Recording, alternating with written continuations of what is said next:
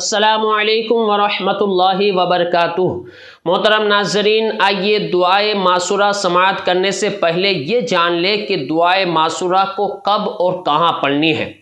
دعائے معصورہ کو ہر نماز کی آخری رکعت کے آخری قاعدے میں تشہد یعنی کہ اتحیات اور درود ابراہیم کے پڑھنے کے بعد پڑھا جاتا ہے۔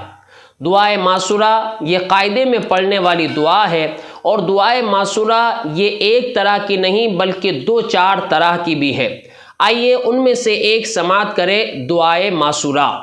بسم اللہ الرحمن الرحیم۔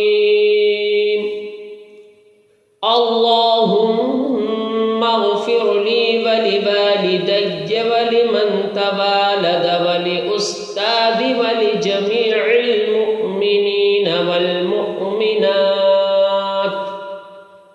والمسلمین والمسلمات الأحیاء منہم والأموات انک مجیب الدعوات برحمتک یا ارحم الراحمین۔